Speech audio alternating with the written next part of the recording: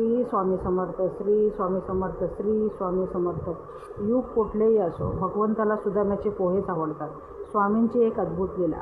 जोशीबुवा गडगंज श्रीमंत होते. आपल्या श्रीमंतीचा त्यांना फार अभिमान होता. तात्या वैद्य नावाचा गृहस्थ त्यांच्या घरगडी म्हणून राबत होता. कारण त्यांनी जोशीबुवाकडून फार पैसे कर्ज म्हणून घेतले होते.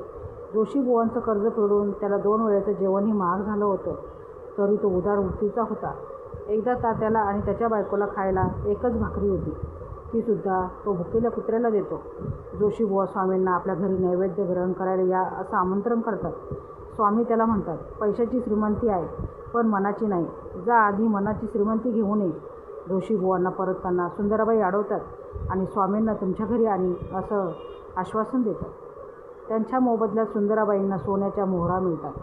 सुंदराबाई स्वामींना जोशीबुवाकडे चालायला विनवणी करते. स्वामी सुंदराबाईची कृती जाणून असतात तरीही ते होकार देतात. त्याला जेव्हा हे कळतं तेव्हा तो जोशीबुवांना आपल्यालाही स्वामींना घरी बोलवायची इच्छा आहे असं सांगतो. त्यासाठी तो काही पैसे मागतो. जोशीबुवा जाम भडकतात. अरे स्वतःला खायचे ठिकाण नाही आणि स्वामींना बोलवणार. जोशीबुवांनी पैसे नाही दिले म्हणून तात्या निराश झाला.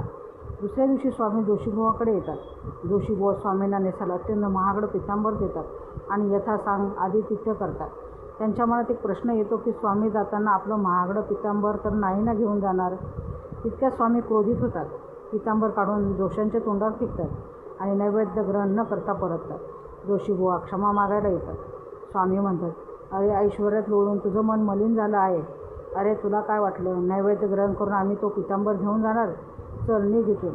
इकडे तात्या घरी येऊन पत्नीला सगळं प्रकरण सांगतो.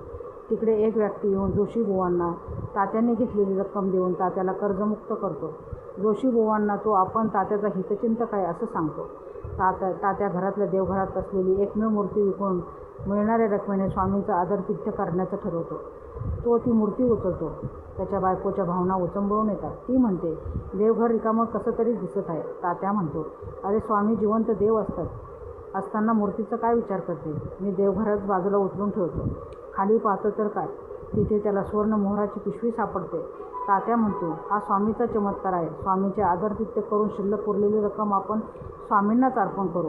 तितक्यात त्याला एक हाक ऐकू येते, तात्या बाहेर जाऊन पाहतो तर काय, खुद्द स्वामी बाळाप्पाबरोबर त्यांच्या घरी न बोलवता आले आहे.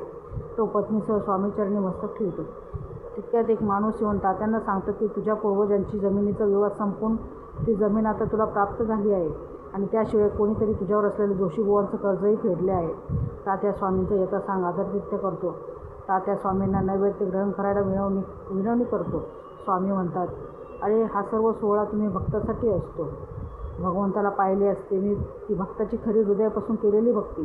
तुला जर आम्हाला काही द्यायचं असेल तर आम्हाला तांदळाच्या कण्या दे. तात्याची पत्नी स्वामींना तांदळाच्या कण्याची खीर देते. स्वामी आनंदाने खीर ग्रहण करतात. स्वामी म्हणतात, अरे युग कोणतेही असो, भगवंताला सुदाम्याचे पोहेच आवडतात. श्री स्वामी समर्थ, श्री स्वामी समर्थ, श्री स्वामी समर्थ.